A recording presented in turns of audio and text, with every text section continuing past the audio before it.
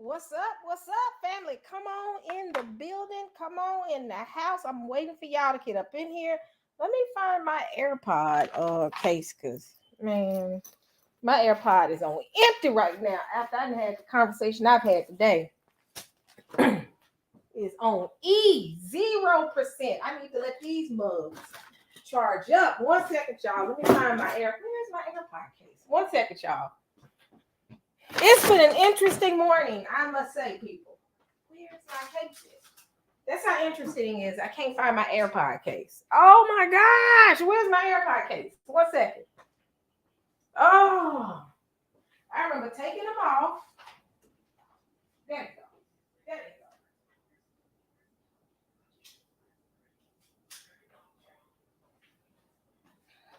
Let me let my AirPods chill for a second because they are on E right now. Who do I have in the house, family? What is going on? What is going on?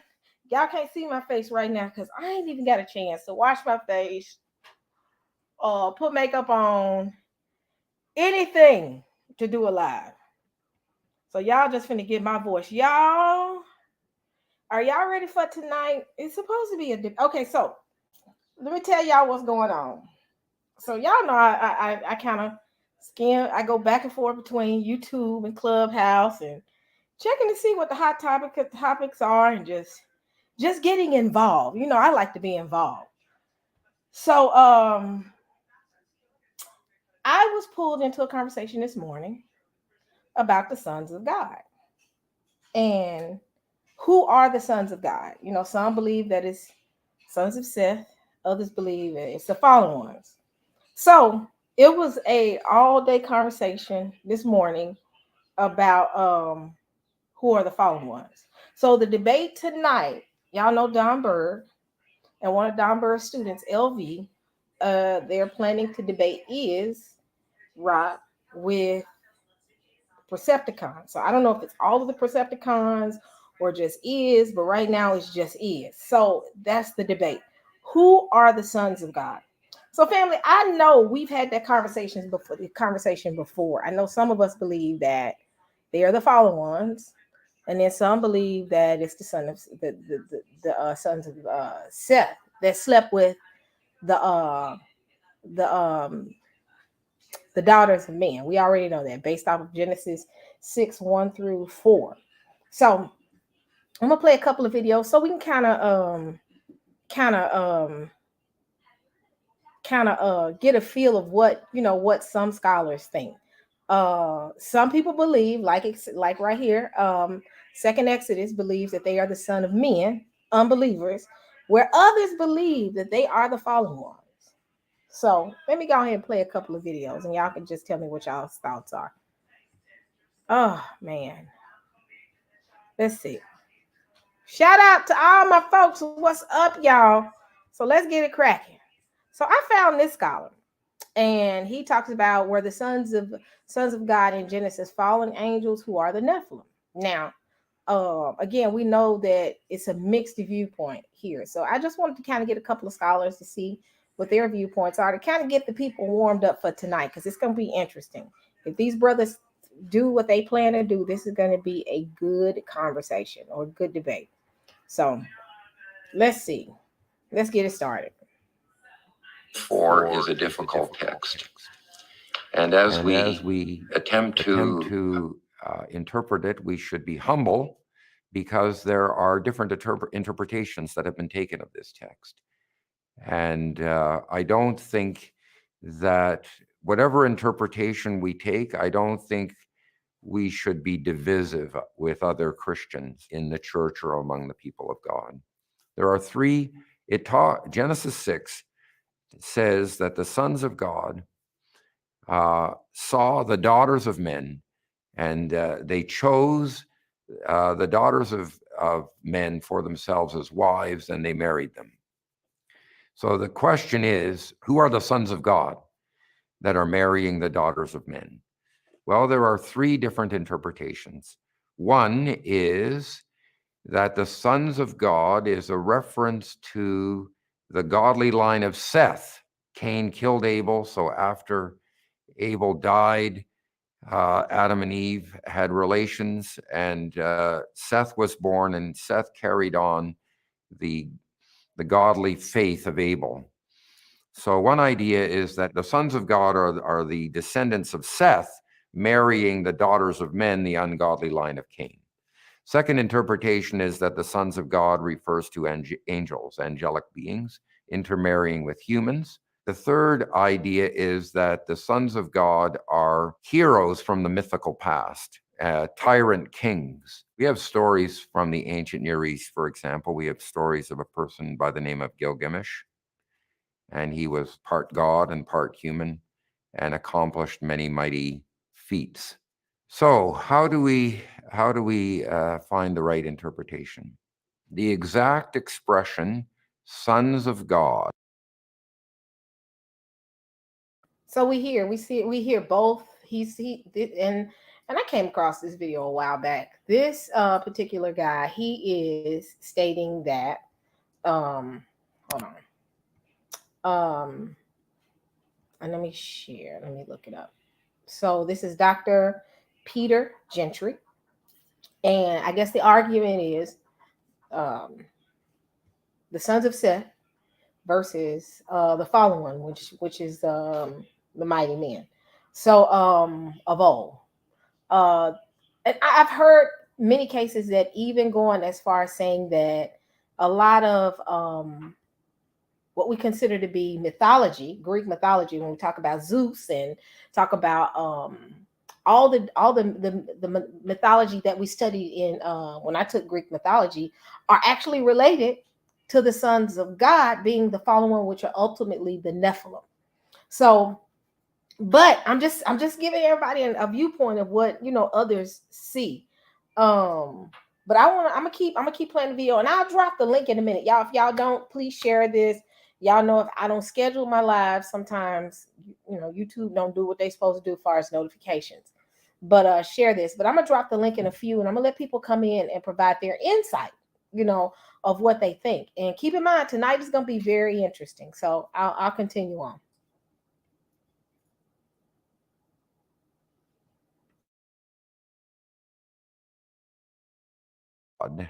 Only occurs 4 or 5 times in the Hebrew Bible. We have one occurrence here in Genesis 6. We have 2 occurrences in the introduction to the book of Job. In the introduction to the book of Job, we see God gathering in his heavenly court, his heavenly assembly with the angels. The angels are called sons of God there. There's another occurrence in the book of Job, Job chapter 38, where God is challenging Job, and he says, where were you when I created the world? When he created the world, the sons of God sang for joy. So it seems to, it also seems to be a very clear reference to angelic beings. The last occurrence is in Aramaic. I'm so happy to see Dante in here. I am happy to see Dante. Dante is here for it. When we talk about this, Dante is real big on this. This is how I first came across Dante, with some of his more, sci-fi, that's what I call it, teachings, when he talks about the hybrids. So just glad to know my brother Dante is here. So I'm finna keep going with this. And make sure y'all share this, because tonight is going to be interesting. I want to hear both sides of the argument. It's going to be real interesting to hear what these guys got to say. But let me keep going. In the book of Daniel, when the king looked into the furnace, he saw four people there. And it says that one looked like a son of God, which would mean a divine being, an angelic being. There are only 5 occurrences in the entire Bible where we have the exact expression, son of God or sons of God, and it always refers to angelic beings. We must distinguish this use from other places. There are other places in the Bible where they indicate that the relationship of a human to God is like a father-son relationship. So Adam and God have a father-son relationship. In the covenant that God makes with David, God and David have a father-son relationship. But it doesn't actually say that Adam is a son of God. It doesn't use that linguistic expression, and it doesn't say that David is a son of God. So the only time that linguistic expression occurs in the Bible, it always and very clearly refers to angelic beings. We also have the witness of the New Testament. So there are two passages in the New Testament that refer to this. One is 2 Peter chapter 2, and the other is the book of Jude.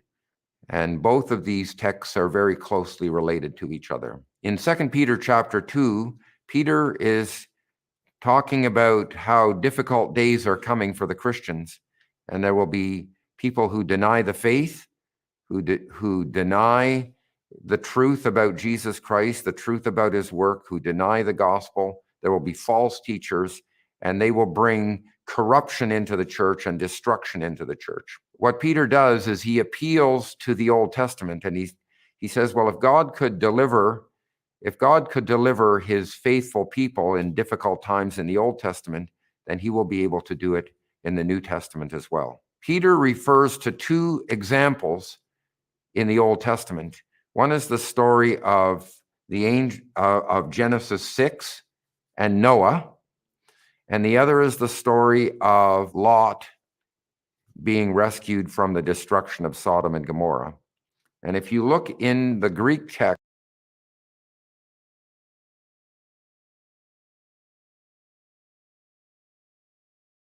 Okay, so let's look at 2 Peter. I want to see what that says. Let's see. Blue letter.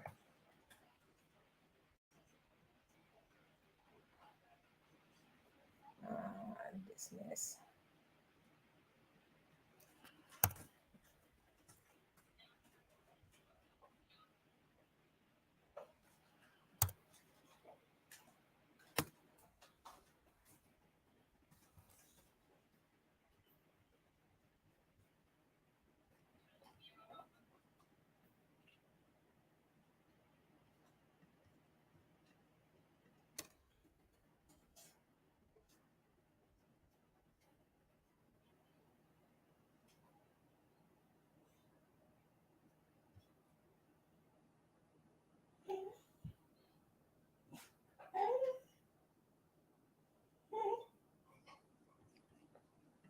Okay, here I am. So I guess, and I'm gonna continue and let this continue on. So hold on, I'm trying to share my screen. Y'all know I am not working with my normal equipment, so y'all got to bear with me. So it says, but there were false prophets also among the people, even there shall be false teachers among you who privately shall bring in damnable heresy, even denying the Lord that bought them and brought upon themselves swift destruction. So oh gosh, my dog got started. Let me keep playing. My dog is about to start yelping. Hold on. We're going to go back over these scriptures. I'm inviting people in and we're going to talk through it. I'm going to continue to let this guy talk because now I hear Amazon and I know he finna scream. So keep going.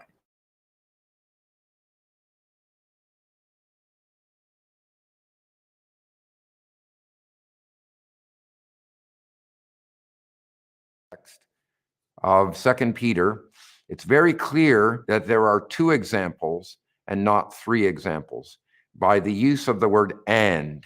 So if God did not spare the angels who sinned, and he delivered Noah, and he did not spare the cities of Sodom and Gomorrah, and he rescued Lot. So there are two examples joined by the word and each example has two parts, a negative part and a positive part, a negative part and a positive part. So when Peter is talking about the angels who sinned, he's very clearly talking about Genesis chapter 6 because this is connected with the story of Noah. Some people say, well, no, he's not talking about Genesis 6. Well, then my question to them is, if Peter is trying to encourage his readers from well-known stories in the Old Testament, and if the angels who sinned is not Genesis 6, then where else is the story?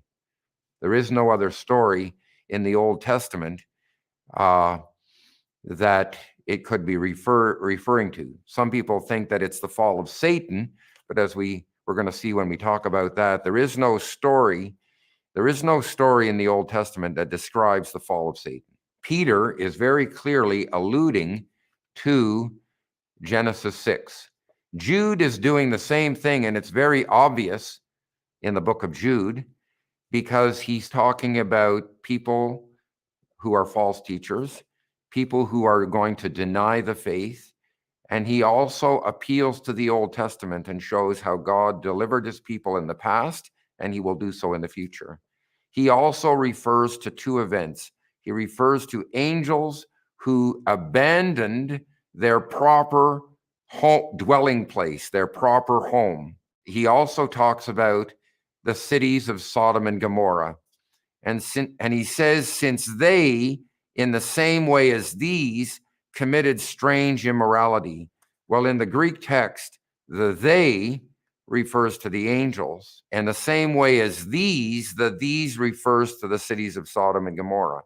So what the story of Genesis 6 has in common with the story of Sodom and Gomorrah is that there's an abnormal form of sexuality going on. If God can deliver his people from even the strangest perversions, then he will deliver the people who are listening to Peter and the people who are listening to Jude. He will deliver us. Now, someone might come to me and say, well, Jesus in the Gospels. Okay, I'm back. So, y'all excuse me. Anybody knocks at my door, my dog loses it. And I got a notification. So, from what I'm getting with him, with 2 Peter, and back to my original point, for 2 Peter 2 and where is it? And I just saw it. 2 and 4, when it says, for God spared not the angels that sinned, but cast them down to hell and delivered them into chains and darkness to be reserved unto judgment. I think that's where people are looking at it, and spared not the world, but saved Noah, the eighth person, and preachers of the righteousness, bringing in the flood upon the world of the ungodly. So I guess, and y'all tell me if he's equating Peter 2, 4, and 5, because he first talks about the angels that were cast down and that were cast down to hell. And then ultimately, next thing he starts in the next verse, he starts talking about Noah being the eighth person, a preacher of righteousness, bringing in the flood upon the world of ungodly. So when I see this, and it also talks about in 6, and turning the cities of Sodom and Gomorrah into ashes, condemning them with an overthrow, making them and simple unto those that after should live ungodly. So ultimately, I think these 3 verses, he's more so talking about. First, he's talking about God casting down the angels. Then he goes into talking about the 8th person being Noah, that preached righteousness, that was ultimately spared from being caught up in the flood, and then starts talking about Sodom and Gomorrah. So I'm thinking from here, and y'all tell me if I'm right, Peter, it speaks of the fallen ones. So right or wrong, what are y'all's thoughts?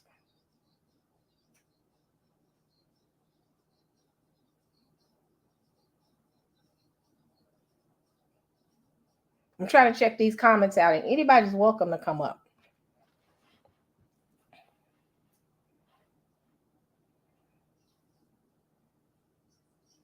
Gotcha. So let's keep going. So I'm going to go in and out. I'm going to let the guy speak, but I'm going to let y'all come up, and y'all can be involved in the conversation. I'll say for the next hour, we can talk about this. So anybody got any insight into this, please come up. Uh-oh.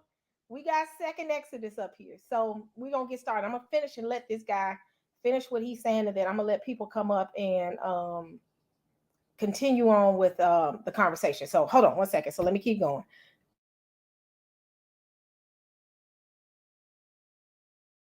Says that the angels in heaven neither marry nor are given in marriage. So it's impossible for an angel to have physical relations with human women. Well, they're not reading the Gospels accurately and clearly, because Jesus is saying that when in the resurrection, when Jesus returns at the end of history, we who are resurrected are not going to marry, because we're going to be like the angels in heaven. Notice he says the angels in heaven, and Jude says they left their proper dwelling place. So there's no contradiction between Jesus and Jude. In heaven, the angels don't marry. In Jude, they abandoned their proper dwelling place and they go to commit strange immorality. So there's no confusion. So it seems very clear. Genesis 6 is telling us that these are angels who are marrying humans, and Jude and Peter are telling us that is the correct interpretation. The next piece is, who are the Nephilim? In verse 4 of Genesis 6, it says, the Nephilim were on the earth in those days, and also afterward, when the sons of God had relations with human women, and they bore children of them. End of sentence. New sentence. They were the heroes who were from the ancient past, men of renown. There's two major sentences there. First one says, the Nephilim were on the earth in those days and also afterward. There are two possible interpretations of this expression. They were on the earth in those days and afterward. What does that mean? They were there in those days and afterward. Well, some people think this means that the Nephilim were the children that came from the angels who married the women in Genesis. Hey, Dante, I'm trying to find your video where you talked about, because you talked about it numerous times. Can you drop it in the link? But I also was getting ready to go delve into Heiser's, because, Mike Heiser deeply dealt with this. So, and I know Dante is one of the ones at that time that dealt with, that was in that circle with all of those guys when they were talking about the sons of God. And I know Dante and Mike Heiser and all of them. People forget that people don't give Dante his props. He was one of the ones that was in that particular circle when some of us were studying it or come across it or looking into it. So we got to give our brother Dante Fortune some props, just like there's a Mike Heiser. Before there was Mike Heiser, Dante was in the same circle. So I just want to say that. Shout out to Dante. But if you got any videos, please send them so we can put them up. But I want to spend about an hour talking about this. But I did find a Mike Heiser video. So what's up, Second Nexus? What you got to say? What's up, Sophie? What's going on? So here's my question. Since the Septuagint reads it differently, because the Septuagint reads it as the sons of God, but when they go to refer to Job, it uses a different word for it. So angels and man are different when you're looking at the Septuagint. Okay. My second question is, since God controls life, right? Does that mean that the angels have the ability to act outside of God's will? But you realize where he pointed out, and I'm not arguing either or, but I'm just saying, I see what he's saying as well, because I think what he's saying, this man is saying that it's a difference when they lost their place. We're talking about the angels in heaven in reference to the angels that lost their place and were condemned. So ultimately, I think, and I'm not saying what I'm thinking, I think he's saying that when they lost their place, they no longer had the ability not to do things as man. You get what I'm saying? Does that make sense? Yeah. So what you're saying is, if angels lose their place, meaning they rebel against God, they have like more power to do certain things? No, I think it's just like they're no longer angelic. So they lose their angelic, I don't want to say body, but that's what it seems like he's saying. That they are no longer angelic beings. They're being downgraded to possibly having, I guess, human parts and human elements. This is what I'm saying, what I think he's saying. I don't say that I'm saying it. I'm just saying that's what I'm thinking he's saying. Okay, I see what you're saying. So what he's saying is, when they sinned against God and rebelled, they became like humans. Yeah, they lost their angelic form. Somebody said the right thing. They lost their angelic form. It became more like people. Yep. Uh-oh, here come Big Red. You know, Big Red loves this subject. But yeah, they lost their angelic form or their angelic status and became more like me. And that's what this guy is saying. This is what I think he's saying. What's up, Big Red? What's going on? What's going on? What's up, Big Red? What's going on? So, to answer that question, I got to jump on for a little bit because they got me on the plantation on Shabbat and I'm not happy, but I heard this and I got to jump in. Everybody, and it's really a Calvinistic presumption that I always hear, where cats always assume that, you know, Yah controls everything. Yah has always been a God of free will. He, from the beginning, he put a choice between Adam and Eve. He said that I set before you, you know, all the trees, you can have these, but these two you can't. Even later, he talks about, I put before you life and death, choose life. So it is inherent that he is not interested in creating creatures that just have to blindly follow him like a robot. He's given us free will. And if he's given us free will, it's clear that it's also given to the angels. If not, Satan, Lucifer himself, would not have been able to rebel.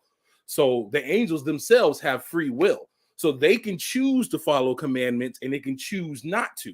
As shown by these angels, see, this is why they took the Gospels of Enoch and Jasher and all these extras out of the Bible, because it exposes our real enemy, which is these fallen angels who came down and altered the world. It says that when they came down, when the angels in Enoch, when they came down, they knew they were committing a crime and they bound themselves together by curses to basically enforce the fact that, hey, this is what you're going to do. You're going to do it. They talked about how they debated within themselves what they wanted to do. But the key issue that a lot of Christians have is it's not just about procreation. And we know angels can come and appear as men because what the scripture says it. Be careful how you entertain strangers. You may be entertaining angels unawares. So angels have the ability to come down into human form and manifest themselves, just as Yah did. He can manifest himself in a human form. He can manifest himself any way he wishes. He came as a burning bush to Moses. He came all kinds of ways to people and how he did things. So angels have a similitude of this ability, and it's shown all throughout scriptures in all kinds of different occasions. So it's not that they were forced to, they made the choice to come down and have relations with women, to not only just to do it for the physical sensation, but also to take part in the creative ability that Yah does, because that's what they came down and started doing. They came down and started creating after their image. So when we understand it correctly in that context and see how Enoch talks about them, it becomes clearer, because Genesis is like a summation of the story. That's what a lot of the books in the Bible that are left to us are. They're summations, because if you already know that part of the story, why am I going to tell that story again? This was common knowledge to our ancestors. They had access to all these books, but then the Christians decided, oh, this isn't canon because of blah, blah, blah, blah, blah. Well, these books are quoted by the apostles themselves. They talked about how Yah had delayed, when Paul talks about God's mercy, and he talks about how he delayed the flood because he wanted to keep man from sinning. This isn't talked about in Genesis. It's talked about in Enoch. It's talked about in I believe Jasher even as well. It's not talked about in Enoch, though. I mean, Genesis. It's not talked about that. So what book was he quoting?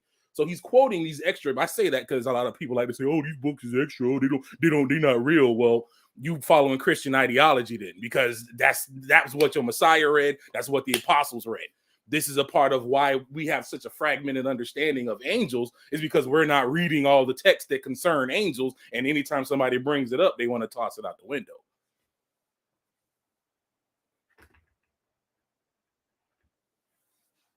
Okay, so I want to hear. I want to hear your side in both arguments, because I see what you're saying. Big Red, based off of changes and modifications through Christianity's making things, and you know what, we see that a lot when Eurocentric Christianity came into place, and I just want to use that, where they made everything an allegory and kind of took the spiritual element out of the Bible and made it more, oh, if it's not something I can visually put my hands on, this has to be an allegory. Okay. And there's actually even physical remnants too. There's a man called Praveen Mohan on YouTube who talks about these different Indian temples. Some of these temples were hidden by the government, and he's gotten access to these temples. And these temples have writings and have images on them that basically put a confirmation upon the Bible. When you read the Bible in Enoch, when Enoch is talking about the angels and what they came down and did, and how Semyaza introduced all the different metallurgy, and they even talked about how they taught the mixing of species with one to another. We see, and there's a temple in India that they have, and it shows like all the different growth patterns of all animals. It shows like mating rituals and all these different things. They're all carved in there. And then there's one where it showed a human, and it had a little thing carved above it, and it was a human cell. They literally have sperm cells carved all over this temple. Now, this is an ancient temple. How in the world did they know what a sperm cell looked like? There's no way they had microscopes and all this stuff to know this. So this goes to further prove the book of Enoch that these angels brought strange technology, because there's another pillar in there, and it shows this weird cat creature. It's like a lion hybrid looking thing. And above that creature is this set of concentric circles. And when you look at those concentric circles and you look at a cat cell, a cat egg cell, they're exactly the same. So this is why they hid these things, and this is also why they hid these temples and stuff, because now with our current knowledge, we can look at these and be like, hey, that's a sperm cell. Hey, that's a human cell. That's a cat cell. How would they know about this in ancient times? Because the Bible is true. The angels came down. They had this knowledge. They were there when Yah created everything. They understand. They literally have like the back end knowledge of this world. It's like if you create a video game and you create like Grand Theft Auto is with video game, and you are a part of the creation of that game, you have an understanding of the underlying rules that let you do what you can do in those games. So if you know how to manipulate those rules, you can do all kinds of crazy stuff. And that's what they had with this world. And it's proven in other areas that they can't get rid of a temple. And India what's the word I'm looking for? They revere their temples heavily. So they keep these things up, and they've been keeping them up for years. And I believe Yah allowed it so this can come and it can be proven that, hey, we have physical proof that something knew what a sperm cell looked like thousands of years ago when they didn't even have all the technology to look at it.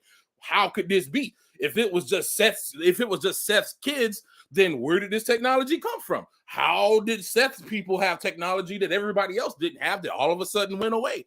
Like it doesn't add up. Most of that Seth stuff comes from the like Kabbalah and a lot of these other European, birth theories that they have about the Bible, when the Bible clearly says it right there in black and white that it was the sons of God. Even in Job, where it talks about the sons of God gathered themselves to meet Job. Where were men getting together and coming before Yah besides being in a temple or going before a tabernacle of worship? There was no time like that. It would have said they went to the tabernacle, but it didn't. It said the sons of God gathered themselves before the Lord, and Satan came amongst them. When is Satan, when back in the day, the people of Yah gathered themselves at the temple? When did Satan run up on the temple and come visit them at the temple and worship at the temple? That's not a thing. Quick question. So in the chat, I need everybody in the chat. I'm going to do a poll real quick. If you believe that the sons of God are angels, type angel. If you believe they were Seth, the descendants of Seth, type Seth. I want to see what everybody's thoughts are, because we already know it's a mix. Good book about that too. That what you were talking about. He does. He has a he made a book about it. Actually, I have it right here. It's called As the Days of Noah Were, which is a good book. Yeah. Yep. So Okay, go ahead. Second Exodus. So I'm on the position that I tend to lean on that we're Seth, descendants of Seth, because descendants of Seth is everyone who didn't die in the flood. Since Noah, in the Bible though. Well, Noah comes from Seth. Where does it say that in the Bible? Genesis, I want to say Genesis 10.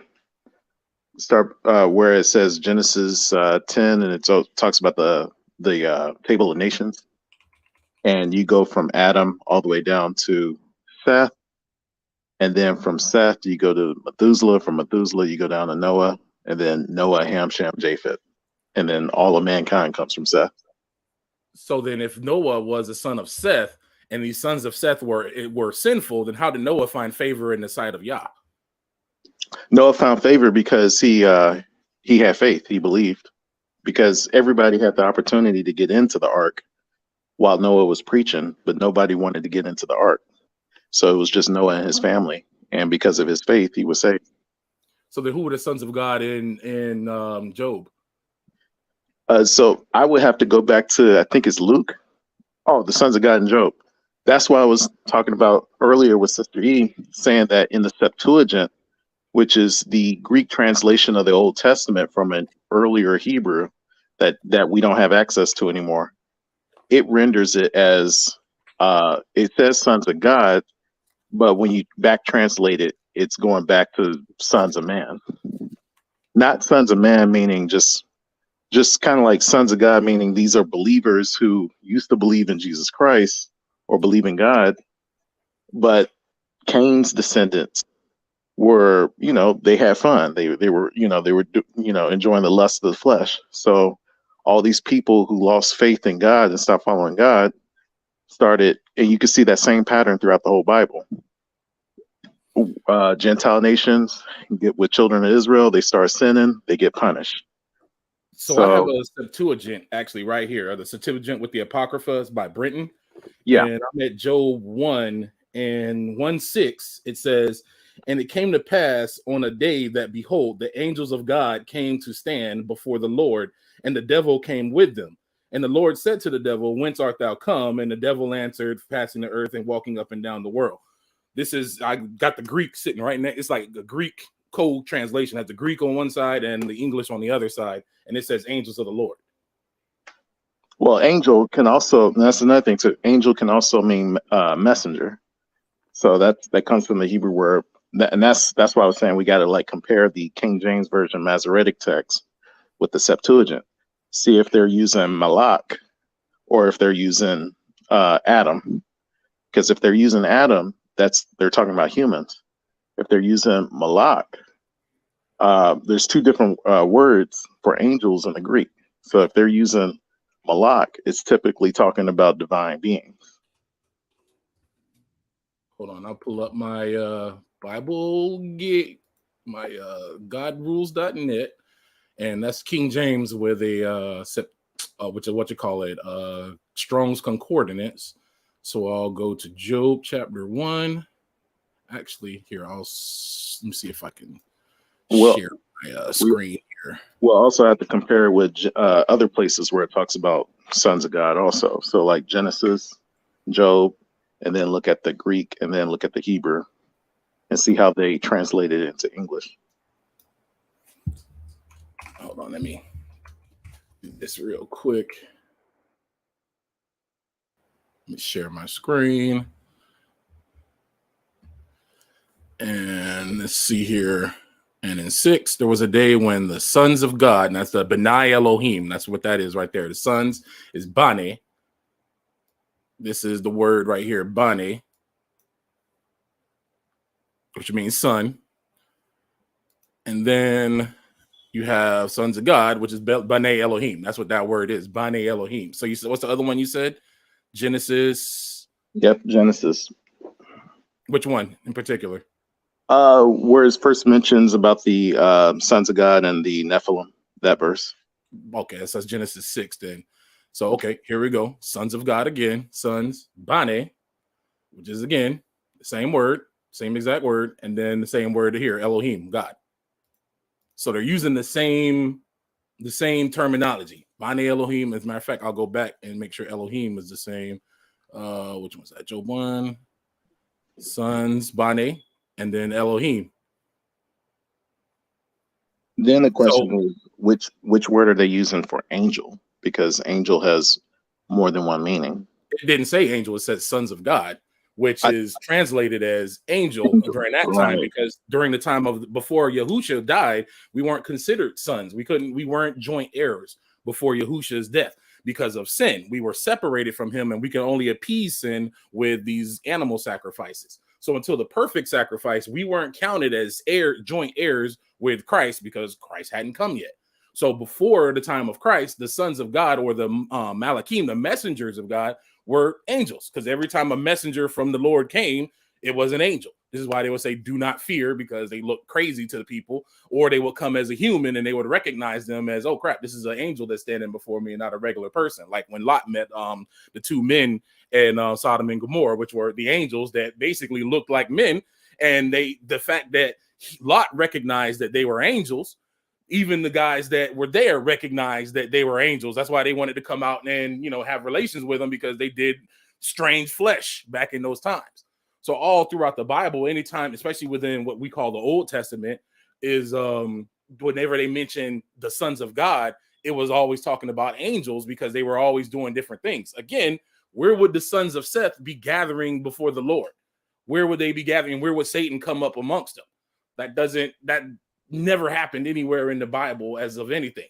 Well, go ahead. No, go ahead. That's the thing. God has always been on earth, because it always talks about how Satan and God are always on earth. But when mankind started sinning too much, he said, I can't, be here on earth, because man is also flesh. So his presence had to leave. So if he's always on earth, why would he have to come and establish his kingdom on earth later? Because right now the kingdom right now is being controlled by Satan and evil forces and high principalities, right? So, he also said the God of this world is Satan. So right now, Satan is having his time to kind of sift between those who want to be sons of God and those who want to be sons of men. So that's the separation. But when before sin, Adam and Eve, they didn't have any sin, and their father was the word of God that made them out of the earth directly. So my question is, since God said that he established the end from the beginning and he already was slain from the foundations of the earth, how could we say that we're not sons of God because Jesus came to earth and had to die first before we consider sons of God? Since God exists outside of time and space. He exists outside of times and space, but he deals with us in time and space. That's why when he came down, he didn't till into the garden himself. He gave Adam authority. Satan got the authority because Adam gave him that authority. The authority was given to Adam. Adam was the God of the earth. He was the one to watch the earth. He was given the charge by the God of all creation. He's like, okay, this is your charge right here. This is what I want you to do. And when he sinned, he gave that up to Satan. And it was given for a certain period of time. So this is why Satan has his rule on the earth right now, because he has the lease that was given to Adam for a certain period of time. And he just took over that lease and he's running and doing his thing. But Yahusha's perfect death, his perfect sacrifice that he did, we had a separate, like, one-off relationship with Yah. We didn't have the indwelling of the Holy Ghost. We couldn't cast out spirits like that way because we had no power, no authority. It's even shown that when we died during that time, they went down into Sheol, where there was a separation between the righteous and the unrighteous. They didn't go and dwell within heaven until Yahusha died, and it talks about him going down and conquering death and going into the grave and setting the captives free. Why were they captive? Because they couldn't come into heaven. They couldn't dwell with Yahusha in forever. They had to go down into Sheol and have that separation because of the sin that was inherent in our life from the sin of Adam. But after Yahusha's perfect death, then we were redeemed. So then all those who had believed, their belief brought that redemption, and then they were able to be brought in. Just like now we have the Ruach in us, or the Holy Ghost, where we can now follow, we can hear the word of Yah differently now. We can talk with Yah directly without having to go and have the high priest murk some sheep and bulls for us just to get a prayer in for us to cover us up for the whole year.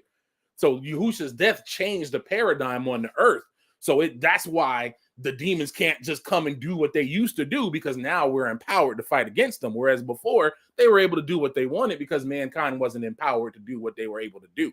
This thing kind of covers a lot of subjects. And I find that a lot of people that usually go for the Seth analysis usually have that theological, especially the Western theology mindset of things, because they like to take everything spiritual and normalize it. And then they take all the spiritual stuff and allegorize it.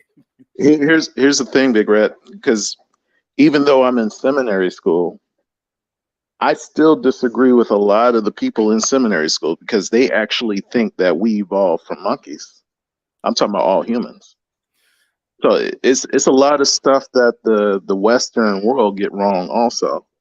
But we have to. So my position is that God already knew he was going to be slain, and since he's not confined to time and space, he's already declaring us as for him, it's already finished. 1 second, hold on. Did you say seminaries are teaching that people derive from monkeys?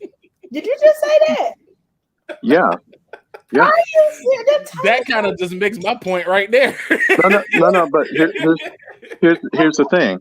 I broke it down real easy for everyone to understand by saying it like that. But what they're talking about is the Imago Dei. They're saying that they believe in so in history Christianity was looking to combine with secular science so that they can have some authority still, because the world was moving towards science after Charles Darwin was doing his thing. So they started to say, okay, everything in the Bible, is not literal. God didn't necessarily come and make man out of the earth. I've heard that. He actually used pre-existing humans. They call them pre-Adamites. And so instead of me saying all of that, I just said monkeys. No, I've heard that theory before. I've actually heard that. I've heard that taught in seminary. I know a lot of dudes that went through seminary, and it solidified why I don't want to step foot in a seminary, because the wisdom they teach is not wisdom at all. It's honestly just straight foolishness. Like Seth was the righteous son, but it doesn't jive that he was ever called a son of God. He wasn't ever called that. They always called man son of Adam, and women son of Eve. That's what they used to call them. That's how they were referred to, as sons of Adam and sons of Eve, because they were taken after the image of Adam. It isn't until Yahusha's death that we can now take on the image of the Father, because even a lot of Christians can't teach that, you can't be perfect, there's no sinlessness. Yeah, because of Christ's sacrifice, you absolutely can. It's a process and it's a thing that walks, but it is a possibility to do that because Yahusha himself came and walked as a man on this earth and was blameless. He set the example for us. So you can live a blameless life. You can walk fully in the Father. You have to train yourself and thoroughly go through and be into that point, which again, that's a feat that every man is trying to do. But to say that it is impossible is wrong, because you're denying Yahusha himself, because he came down and was God manifested in the flesh. He walked as a man on this earth. He was in the flesh and he was a man on this earth. He could have done all the faculties. He said he was tempted in all the ways like us. So if he was he was a spirit able to indwell the flesh and be tempted of the flesh, how could these angels who have a similar ability not be doing the same thing? It takes away. Oh, sorry, go ahead. Here's the thing. Did Jesus exist when he came down and became flesh, or did he exist before that? Was he in the Garden of Eden? Yeah, the Word was in the beginning. It was the Word manifested in the flesh. So the Word was there. The Word is always with Yah. So he always had a desire to come to earth, not humans going to heaven. That's something he was sent down as the perfect sacrifice. He was basically slain before. It was like you said, lamb slain before the foundation of the earth. This is where Yah's wisdom comes in, and man can't understand it, because a lot of what you're saying is built into like a lot of Calvinism with predestination, and people don't understand how Yah how he can be outside of time and be sovereign, but yet give people free will. Because that's how sovereign that he is. It blows human understanding, because we are just that. We're human. And this is where faith comes in, where he knows the beginning from the end, and he deals with us in time. He knows we don't know the end, so he deals with us where we're at so that we can come to a good end. So he knew that mankind was going to fall, and he had prepared himself for his son already, because even in the book of Enoch, he talks about a person that's coming and is going to bring salvation to the world and judge the evildoers. I'm glad you brought that up, because you were talking a lot about free will. Does free will have limits? Like, he gives us free will to make a choice, but is there a limitation to it, if that makes sense? Why would he put a limit on it? Remember in the Tower of Babel, when Babel was being built, he said that we have to confound the language, because if they're all of one heart, there's no limit to what they can do. Humanity's strength is not in individuality. It's in how when we come together and work together as a whole. So when we had the whole earth working together to try to pierce the firmament. Yah was like, with the knowledge that they have currently and their ability to gather together, they could do it. So I'm going to confound their language to make things harder for them. But even with that point, he set a limit by not allowing us to do what you were saying we could do. Yeah, so he put a limitation there because it wasn't the time for that. You notice they're doing it again now. This is what you got going on with CERN and all these other. CERN is a multinational thing. There's people of all languages and all creeds working together at CERN. It took them from the time of Babel until now to get to the point where they can rebuild what they were doing before. Right. I understand what you're saying. I guess what he's saying is like, you might have this desire to do this, but I'm going to stop it because it's not in my will for it to happen. Same thing with CERN. If they open portals and demons come through and teach them how to go to the, set their nest among the stars, even there's a scripture saying, even though you do that, I'm still going to send you down. So it's like there's always that limitation, like Satan. He said, I'm going to set myself up there where the Father is. And then, although God, showed us what he was thinking, he still knocked him down. So there's only so much you can do within your free will, is what I'm saying. No, you have the free will to do it, but do you have the power? Is the other case. See, Satan may have the power to get back up there and get up in heaven and make his cry heard, but Yah has more power to him. Just like the first time when he killed his rebellion and sent them down, he can come up again and he'll bust them down again. You can exert free will. I have free will right now to go where I want to go. I could walk into Fort Knox if I really, I got the free will. Nobody can stop me unless they have more power than me. So since then the forces at Fort Knox have more power and authority than me, they can prevent me. But my desire to go in there is still there. My desire to go in there can still not be stopped unless I find a hole in their power. That's the difference. Yah has no holes in his power. So just because you have free will, he's giving you free will to do what you want, but you can't usurp his authority and you can't usurp his throne. You got the free will to try, but you're going to fail. But that brings me back to my question is that if angels, do angels have more power than God himself? So if God says that all life comes from him, how is it possible that angels can usurp God's authority by taking on let's say they can take on flesh bodies, right? They're still saying that I have the power to take on fleshly bodies, even if I'm fallen, and I can go have sex with these women and make babies. That can overthrow your creation. But the question is, would God allow that? Yes, he did allow it. He allowed it because Yah wants us to choose him from our heart.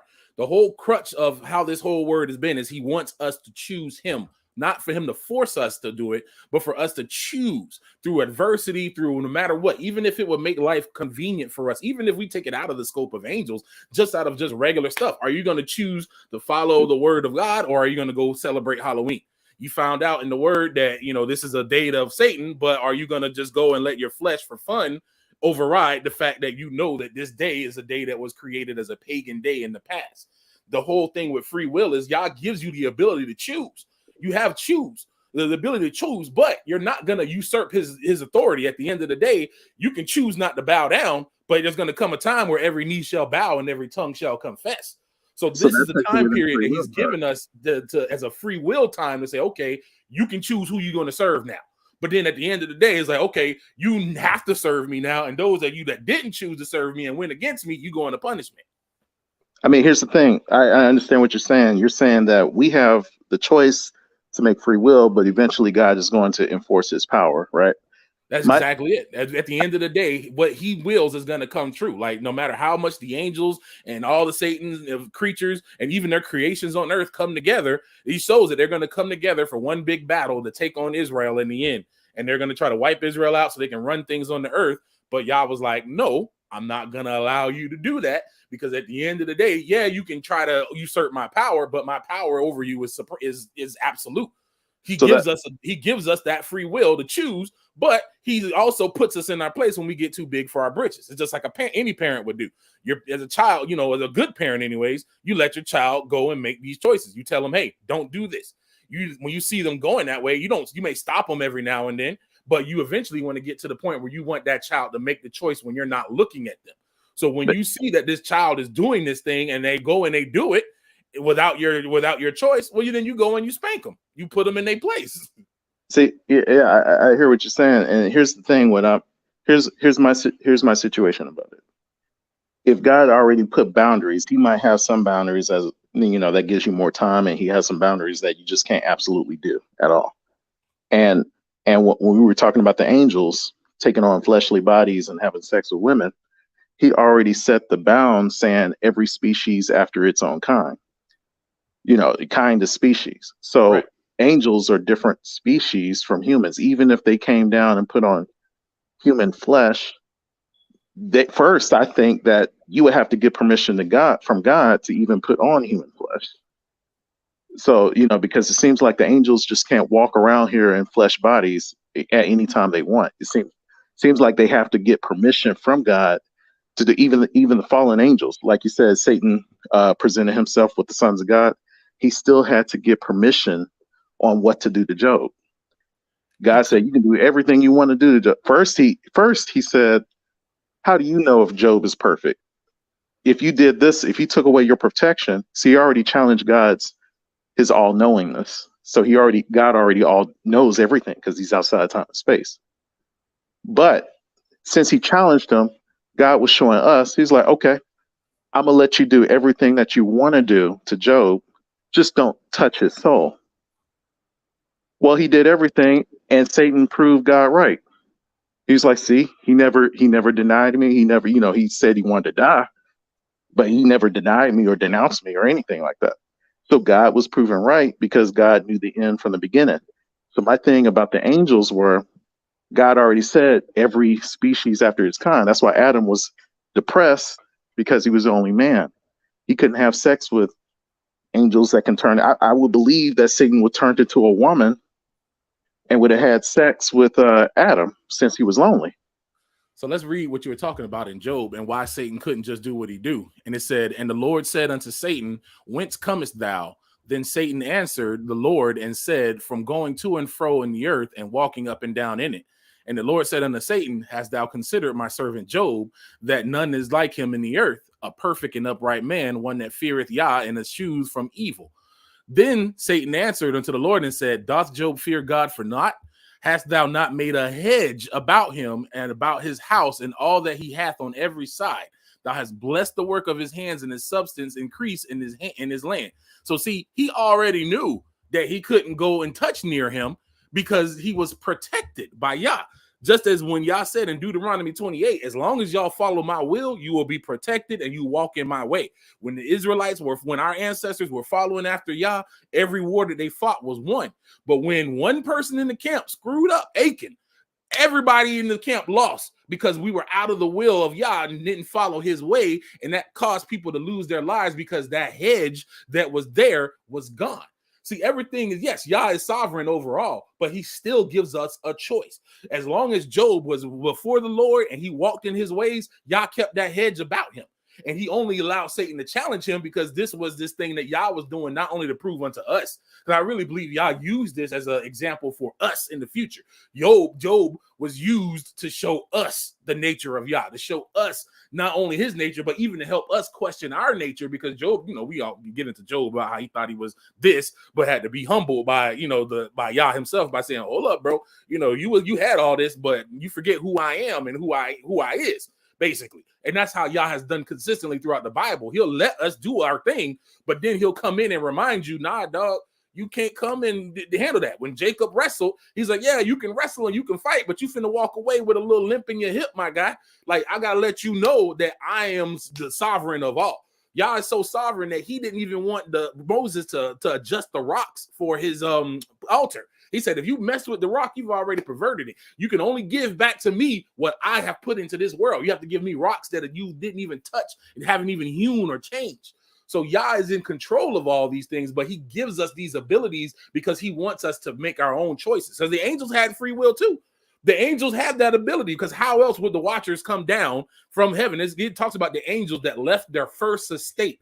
That was their first primary function, was watchers. There are angels that are assigned over different things. This is, again, why it's so important to read these extra chapters, because you get to understand the nature of the angels and the spirits that Yah created. He assigned there in Enoch. It talks about him. He sees a mountain of fire being raked over some coals, and he's like, oh, what happened here? And the angels tell him this was an angel that offended the Most High by not keeping the appointed times as a star.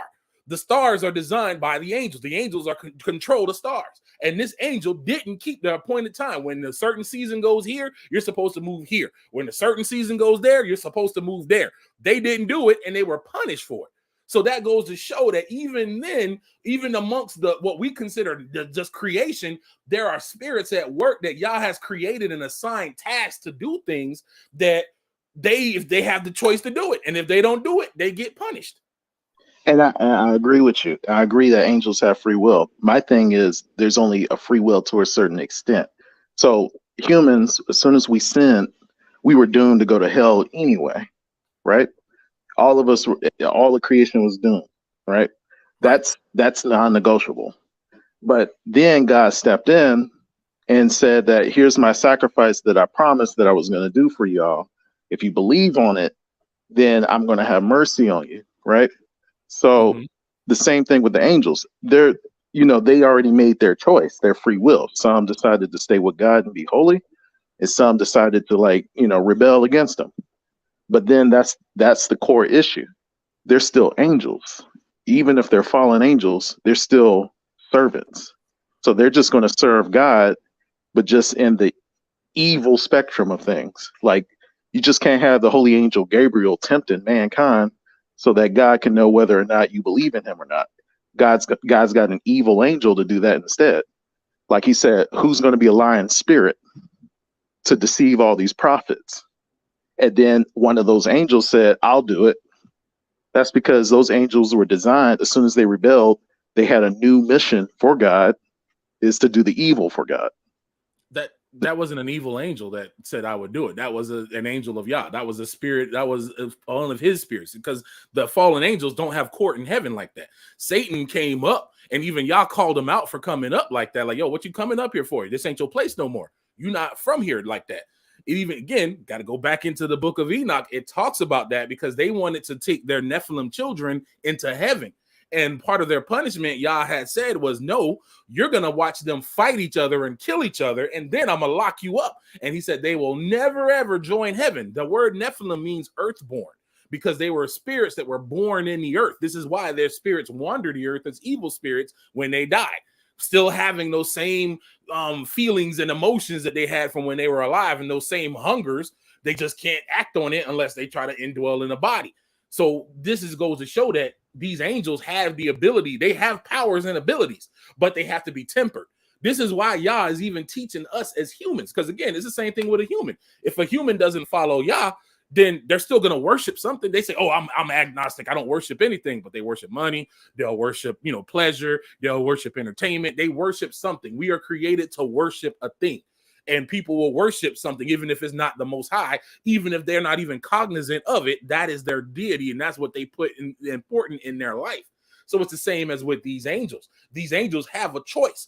They have the choice to do these different things. That's how else would it say Satan took a third of heaven? He took a third, and then even after he took a third, there were still watchers that fell after that. This was after the rebellion of the angels, that these watchers came down and did what they did. And they knew it was repercussions, because they said, let's make curses with each other, because we know that once we do this, there's going to be literally hell to pay. Now I know what you're saying, because I got the lost books of the Garden of Eden. I read it. I read the whole thing. I've read the book of Enoch's 1, 2, 3. I've read all the Apocrypha. So I'm very aware of the calendars and all of that good stuff. My thing is that Jesus said that, I'm not telling anybody what to read and what not to read, but when it comes down to canon, there was two groups of Hebrews. There was ones who were Hellenistic, meaning they had Greek culture. And then there was others who were just, from Jerusalem, Judean.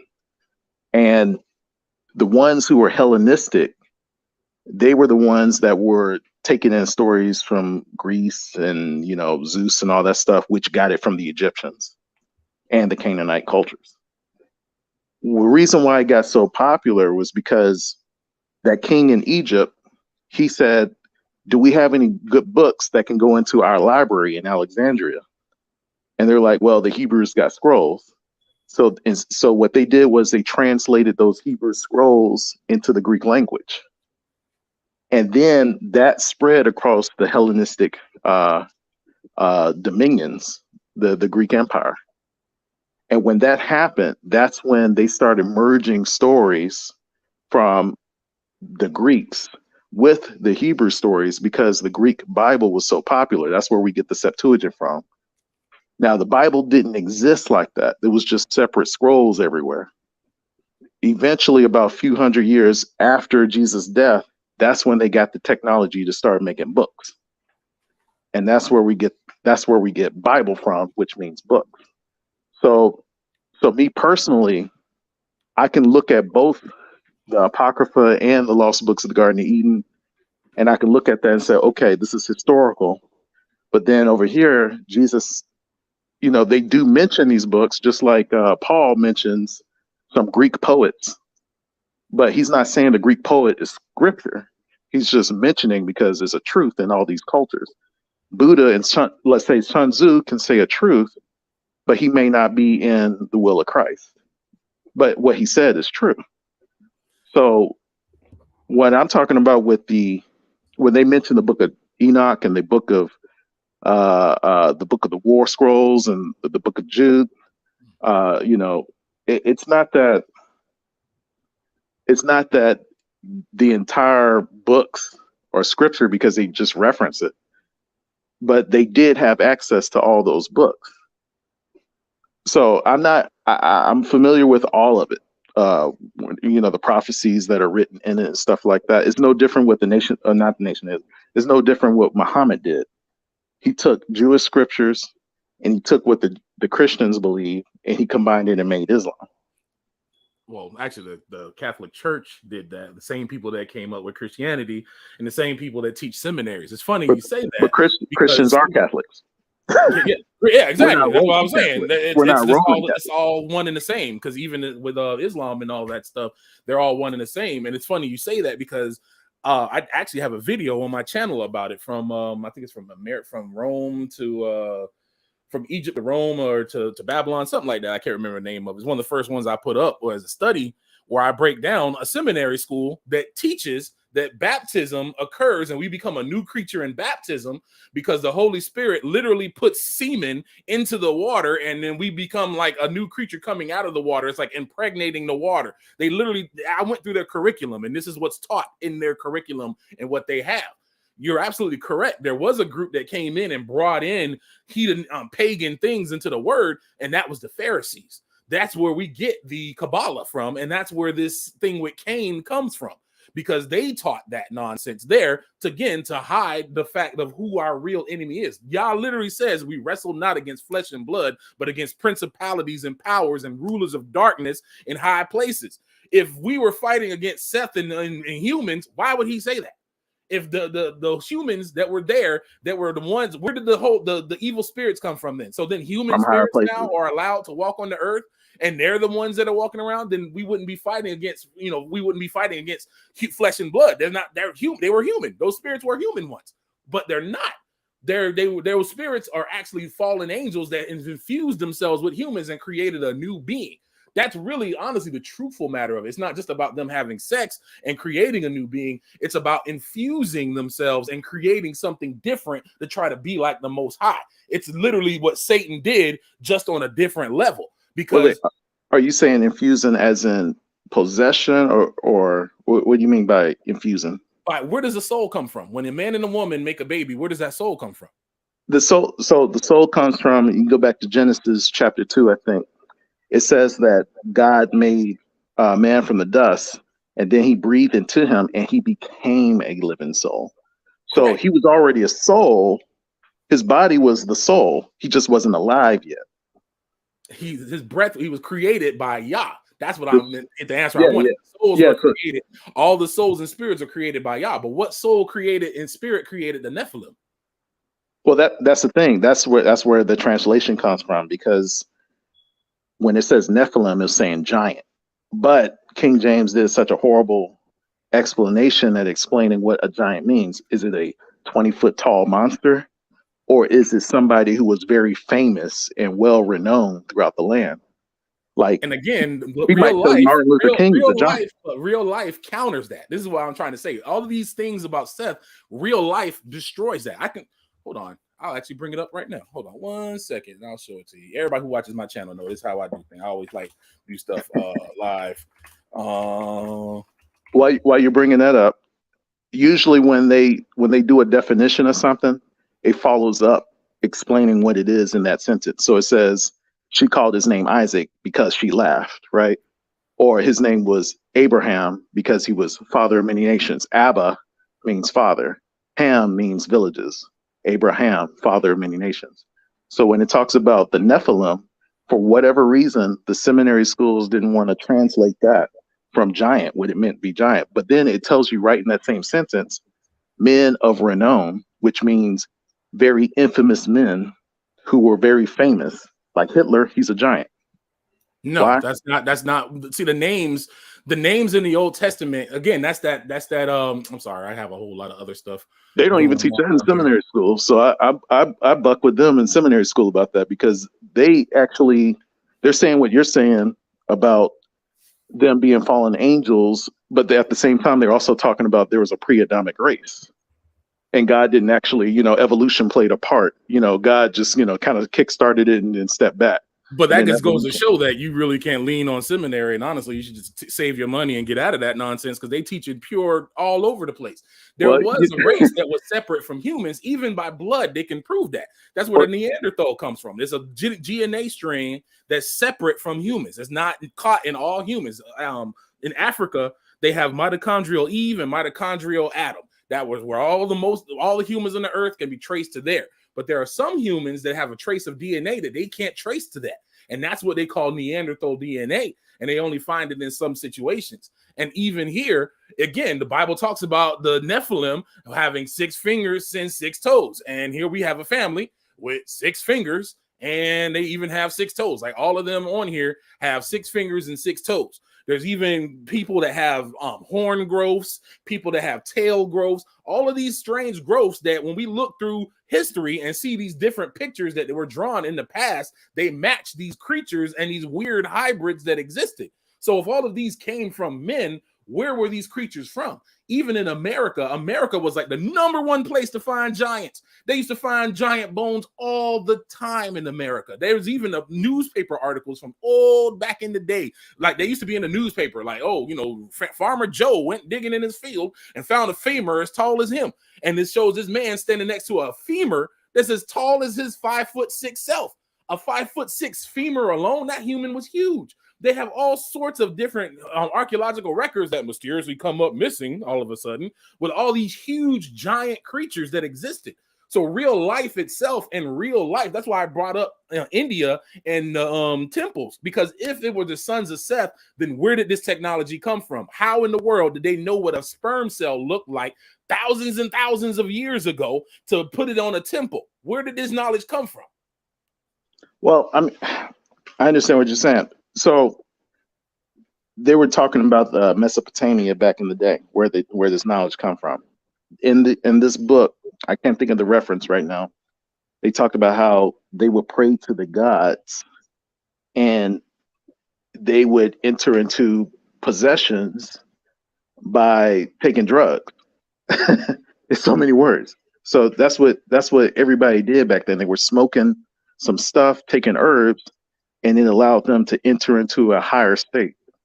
What in the world in this higher state? I mean, people have been taking mushrooms for years. I know dudes that take all kinds of psychedelics and they don't come out building nuclear reactors and building, creating hybrids. They take these drugs, especially those psychoactive drugs, to lower the realm between spirit and physical and go through these rituals to talk with something that's giving them that information. What is that something? Well, I mean, it's the same thing that gives us our thoughts. If I say, if I see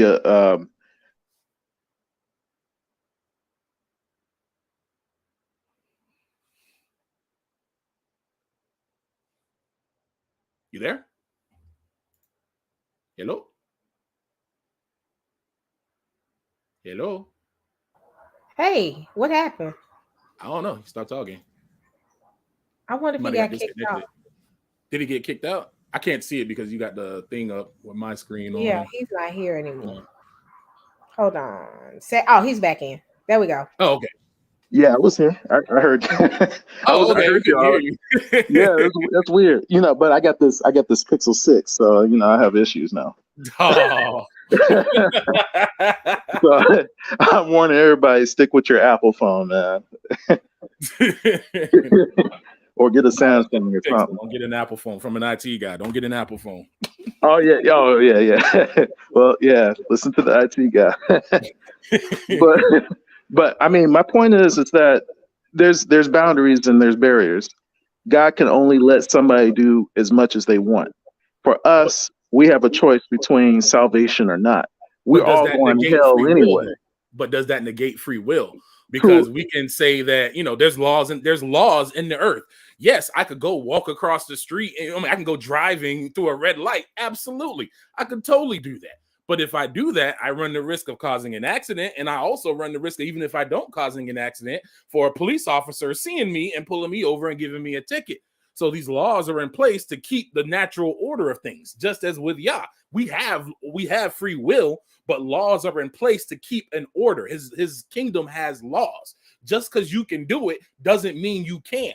Yes, we have the knowledge and the ability to go out and make creatures, cyborgs and humans that look like humans, rather, and to have human traits. But should we do it? No. We're trying to take off to the place of the Most High. We shouldn't be doing. That's not our place.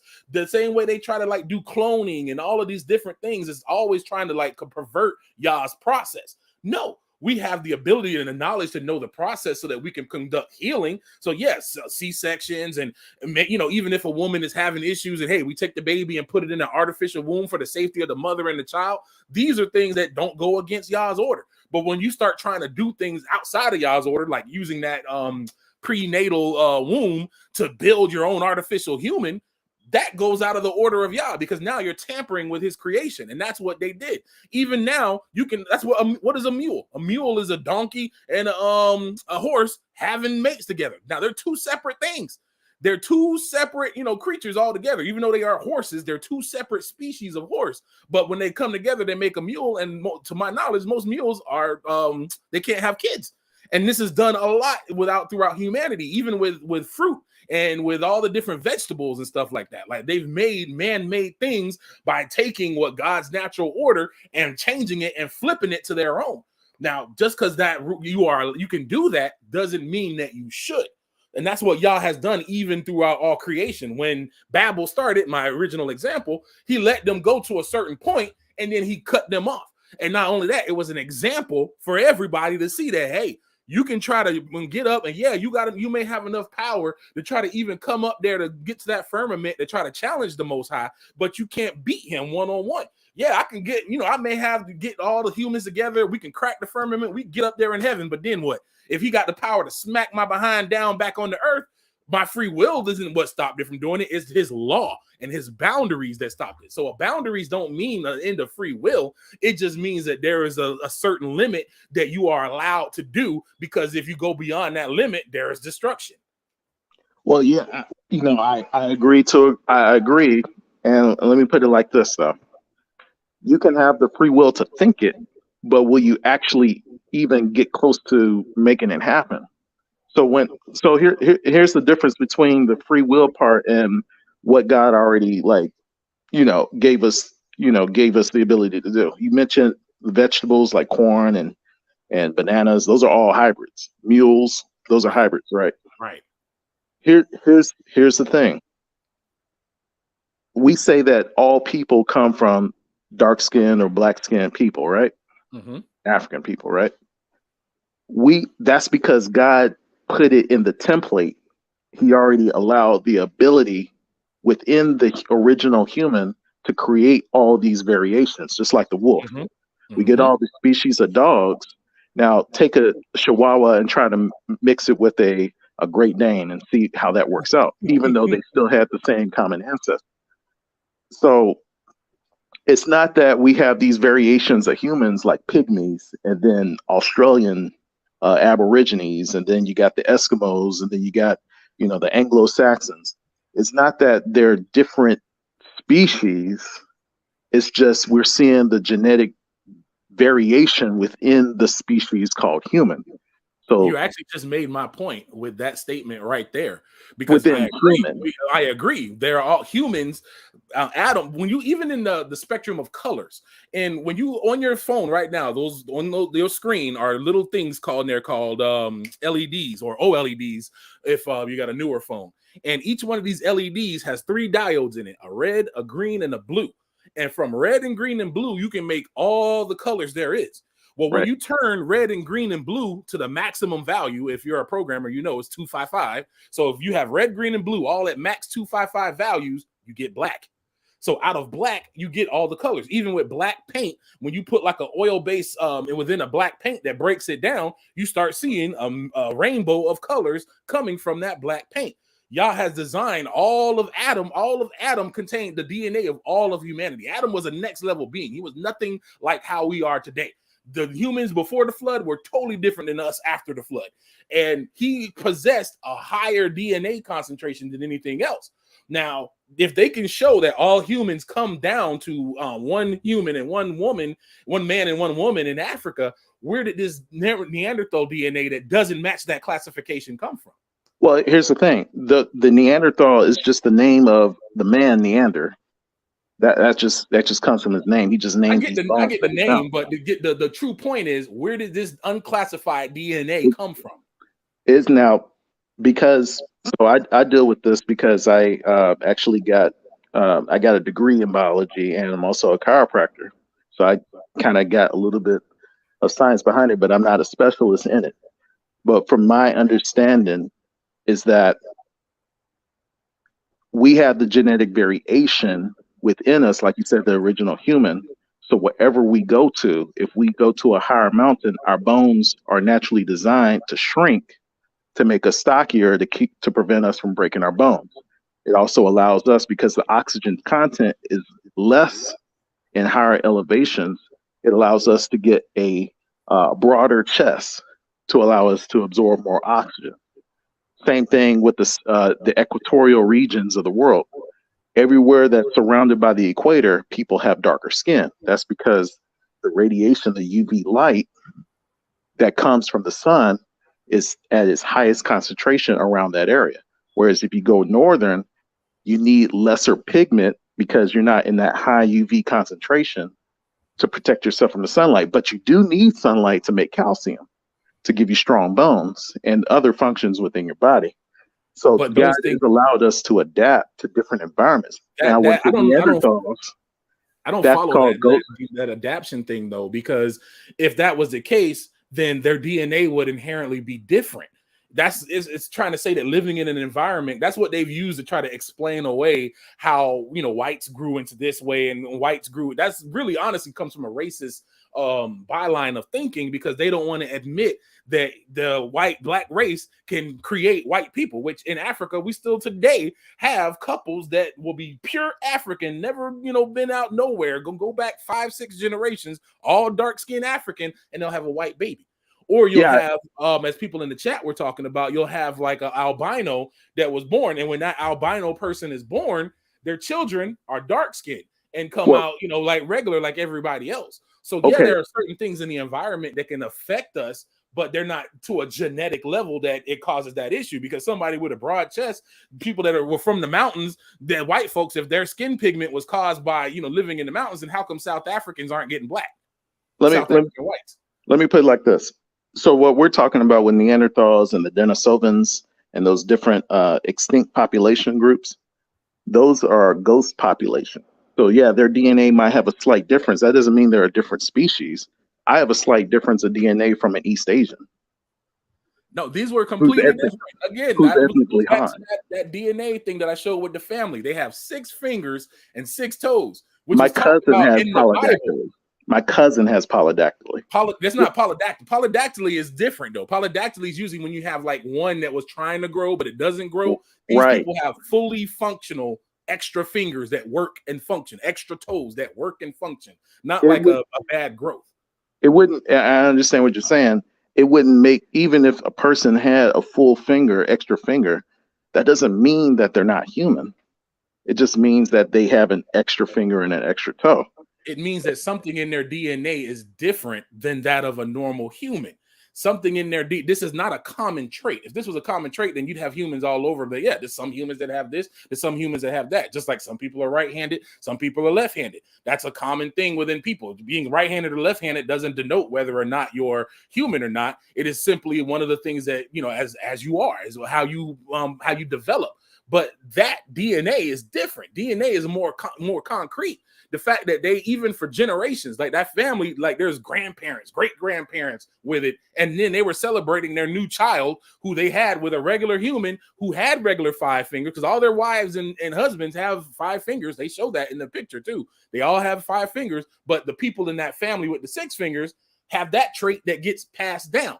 Where did that trait originate from? Because it's shown in the Bible. We see where it's from. Where Og of Bashan and all those different guys with the Philistines who were these giant men. Like, again, if Goliath was just such a, you know, why would they say, actually, not even going to Goliath, going to Caleb and the spies that were sent in? It took the 2 of them to hold one great bunch. They had to hold it between a stick. Where in the world do we see giant grapes right now where we have to hold them between a stick? And what person would need a giant grape vine so huge that they would need one that big? Great question. I don't know where that would be, except I would think that due to climate change back then, because we got a Sahara Desert, but we knew that the Sahara wasn't always a desert.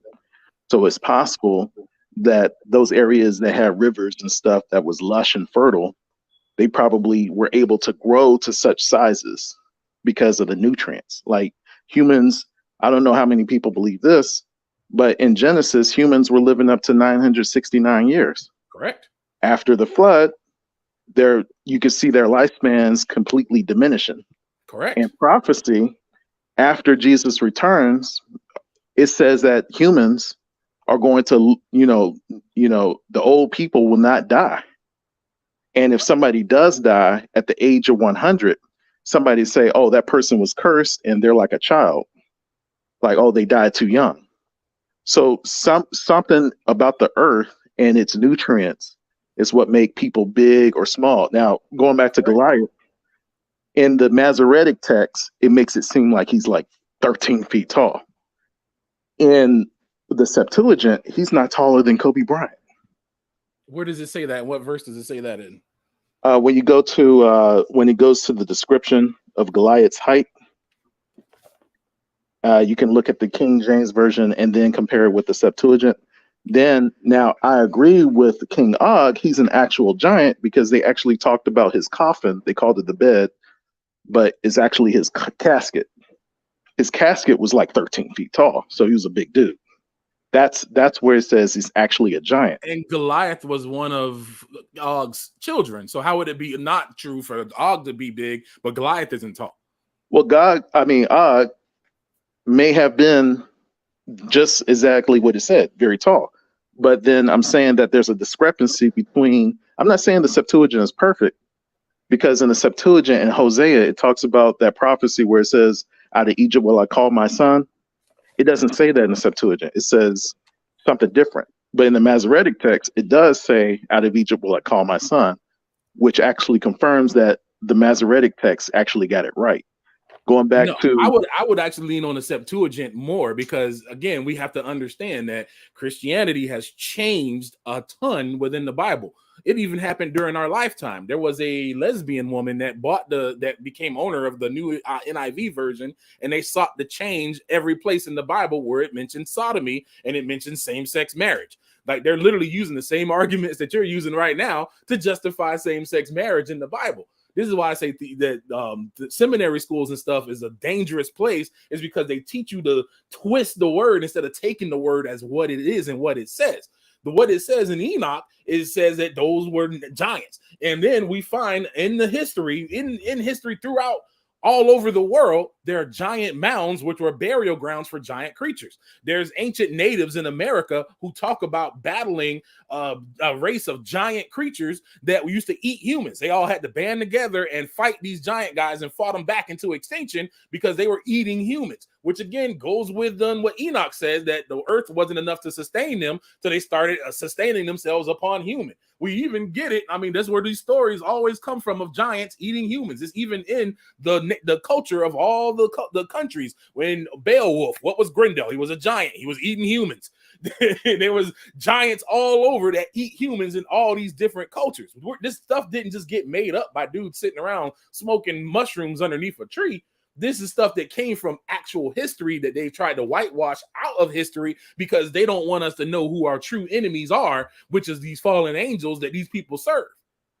I'm not disagreeing with the history about people's oral traditions and stories. I agree with that because there are traditions, just like in Senegal, they got tradition. Not Senegal, the Hadza people in East Africa.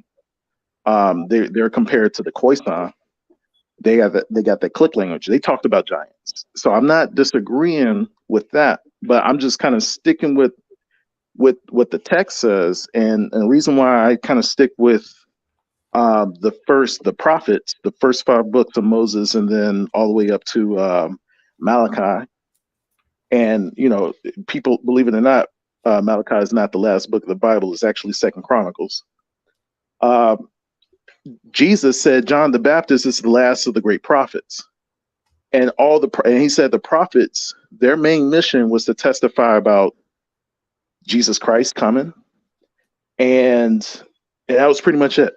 The laws and Jesus Christ. They didn't prophesy about really anything else. That's why we have the book of Revelations, and all those prophecies is talking about how Jesus came and did this and did that, and how he's going to come back again.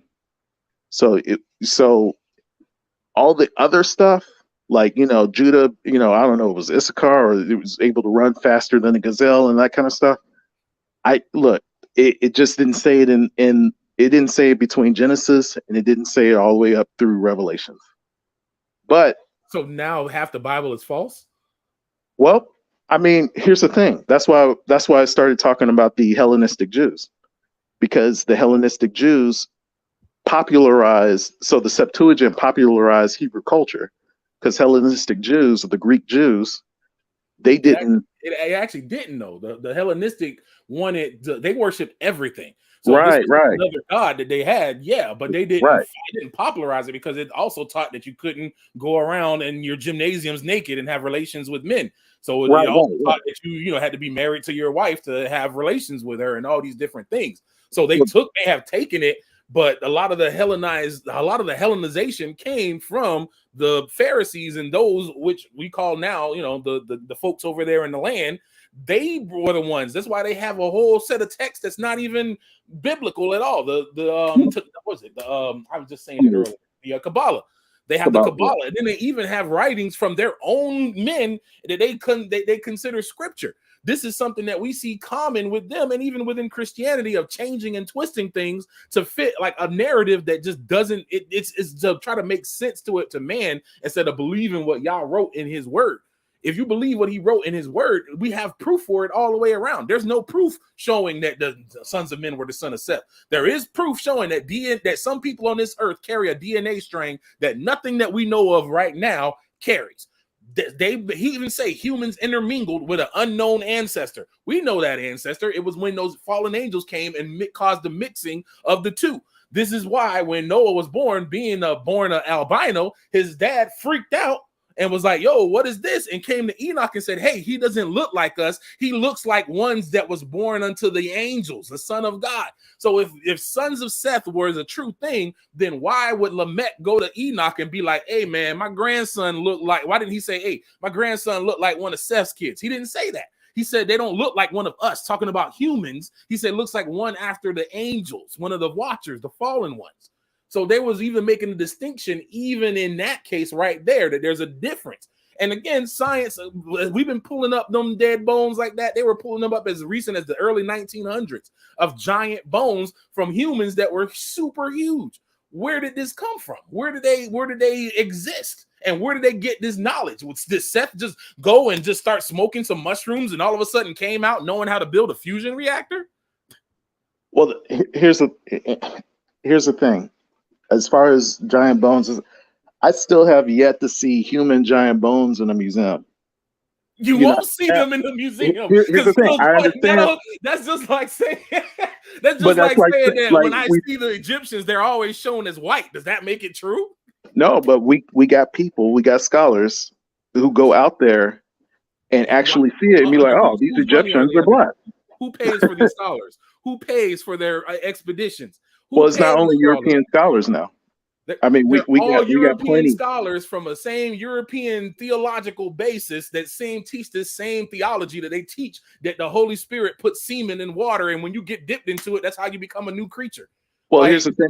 Here's the thing with that. People are going to say stuff in any culture or religion that is just not going to be true. Just like in the Jewish culture, they have what they do circumcision and then they suck the penis of a baby. So I mean, and them all kinds of stuff. You're right. So it's perverted in Islam too. That's why they have Sunni and Shia. They go whip themselves, thinking they're getting closer to God by beating themselves and bleeding all over the place, or kissing on the Kaaba stone, kissing in the middle of the place that looks like a female genitalia.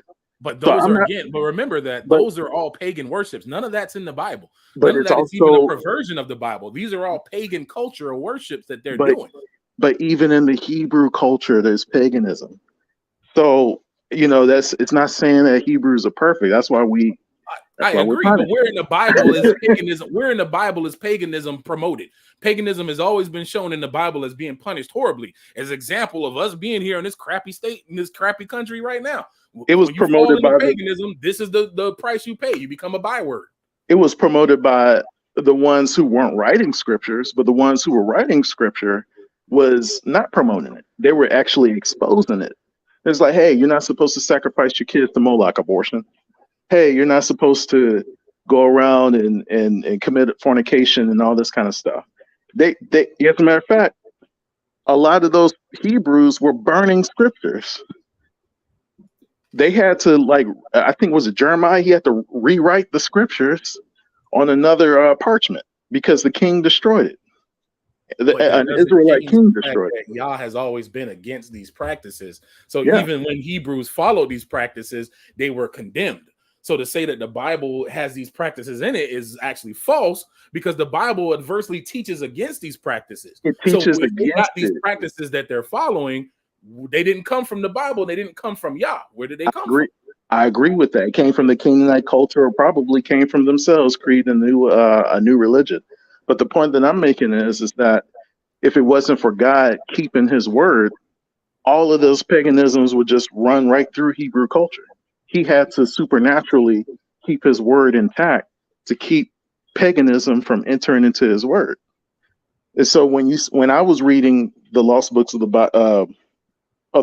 Bible, it talked about these saints praying to the dead as if the dead was going to hear their prayers and be helped in some kind of way. Mm-hmm. I was like, the only place I've seen where somebody actually was asking a question for the dead was King Saul. And then the witch got scared because she was a fraud. She was a liar. If she really raised the dead, she wouldn't have been scared. So her natural reaction would have been like, oh yeah, of course this is going to happen. No, she got scared when spirits actually rose up. When Samuel actually appeared. She was actually scared because Saul had outlawed it, and then she found out it was Saul himself, and he was like, no, chill out. It's me. I'm okay with this. You'll see the witch scream when the spirit of Samuel in a vision appeared. Right. Because she had realized, she realized, oh crap, who is this that you got calling up? Who is this that you got going on? And it's not that she didn't have the power, because again, when the Bible talks about Moses and he threw down his staff, the Egyptian priests were able to do so also. They did almost everything that he did. When he made water into wine, when he turned the thing into blood, they were able to do it too. This is why Yah chose all of those specific specific things to do his feats on, because those were the deities that they held in Egypt. Right, and he was right. letting them know that, yeah, you may worship gods of all these things, because they worship frogs and they had the bugs. If you notice, they always have bugs and scarabs and stuff on there. That's why you had the locusts come. All these different things they worship, and he usurped all of them to show you that I am the ultimate overall. And the last thing being death. He's like, yes, because at one time they had the ability to conquer death. They had the ability to bring souls back and to have a cycle. They talk about that in the old kingdom back during the time of before the flood. They used to be able to do these things. But where did this knowledge come from? Humans didn't have this knowledge, and nobody just, after Adam, they didn't have the knowledge to do all that. They didn't have the ability to go out there and just figure these things out. And then if they went and they were smoking or doing some kind of mushrooms or some psychedelic, where was this information coming from? Who was supplying this information? It's not just out there hanging around in the ether. They had to get it from something. 2 points. I'm gonna address that, because I'm glad you brought up Egypt, because that's all I've been talking about. There's only certain things we can do within our power before God says, this is out of your power. You can't even do it. Because the Egyptian, those magicians, they were doing everything, like you said, that they were doing up until a certain point, which was the flies. They couldn't replicate that. They said, this is the hand of God. We can't do this. So this guys, is not even in our power. Let's do this. Let's close it up, because what I may do is we'll have an after discussion after the debate. I don't want us to get too deep, and I want people to come back for tonight's debate, which is going to be good with those guys. And I do want to do like an after show where we can all kind of talk through what was said. But I'm gonna give y'all about 10 more minutes. Let's go ahead and wrap it up, because I know Big Red at so I want to say the last point Big Red was saying about, so he brought up Egypt, and then he's asked, where did the thoughts come from? It came from the same place that gave them the idea to build the tower to go to heaven. So they had the thought to go to heaven. I have a thought to create a spacesuit, but if I don't have the power to create one, it ain't gonna happen. I have the idea to create wings on my back and start flying, but it's not going to happen because there's certain boundaries. That though, you can just CRISPR is a new science that they have. I don't say it's new to us. I'll put it that way. And within CRISPR, it's basically a little set of bacteria that's designed that you can program it to go in and change. You probably are familiar with that. I'm just saying it for others out there that aren't familiar with it. It can allow you to change the DNA of a function of a person. And Elon Musk has gone on record that's saying that if you wanted to add butterfly wings to somebody, you could. And in China, dude has already manipulated human DNA where he made twins that were immune to the AIDS virus. So they have the ability to do these things. There's a technology behind it. But where did the knowledge of that technology come from? Where did the knowledge to make these things all small? Like, again, I go back to my example with India and the temple that has sperm cells, cat cells, and human cells. There's even a section in the back that shows the different stages of a fetus under the hood of these 3-headed snakes. And each one of these little snake statues contains a different part of the stage of the fetus. This is impossible to know unless you had technology. So smoking no kind of a psychedelic makes somebody come out and become a rogue scholar. I've seen Joker. I know jokers that be on mushrooms and all that stuff, and they don't come out like, yo, Red, I just figured out nuclear fission. I just figured out free energy. None of them do that. Man, where did knowledge come from? We got to ask where that smoke came up out of that little tent.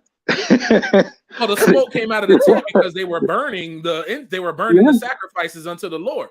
So they were to offer an incense unto the Lord. So they were taking an incense and burning it, causing a thermonuclear reaction, changing it from a solid state into a smaller state of smoke that gets sent up. That's simple science right there. But where does the science that just says I can smoke something and just magically get information? Where did this information originate from? Who brought it in?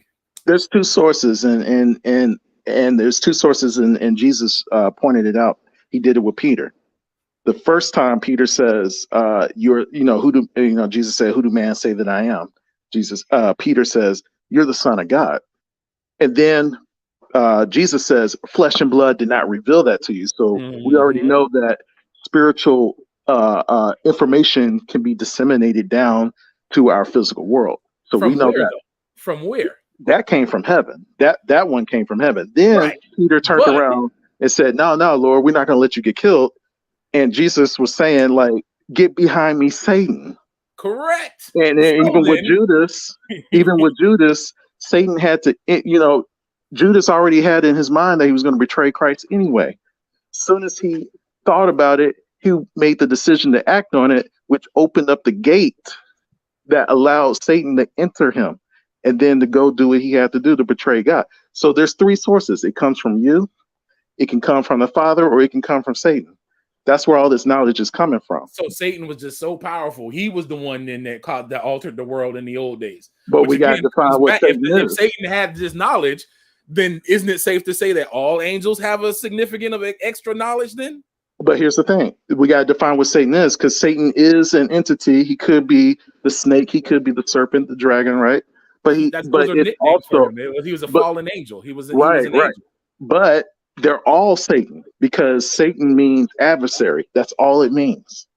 So then, all of them are Satan. Point, though, if the fallen angels have this extra knowledge, then that would mean that these people who created these things had contact with these fallen angels to gain this knowledge.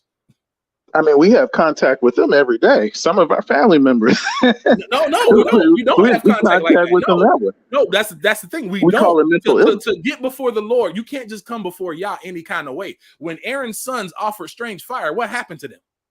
They died. Yeah. When Uzzah put his hand upon the ark, what happened to him? That's what strange means. It just wasn't holy. That's all. No, exactly. It's not holy. So that means in an unholy, you can't come to Yah any kind of way. To come to Yah, when Moses went up on the mountain, he was up there for a good little minute before Yah talked to him. Yah had to make him purify himself and get himself ready before he would even talk to him. Everything in the Bible that Yah has done shows that we have to come to him holy. So then to these fallen angels, there's also the same thing. You can't come to them any kind of way. When Enoch talked about the fallen ones coming down and binding themselves with curses, in order for them to go and join this pact, they had to align themselves in the curses that they knew they were going to face. So do you think that they would do that for fallen angels and not do that for humans? That they wouldn't make humans go against the laws of the Most High to show their dedication before they give them any information? Humans do anything. So for power. For the things that they worship.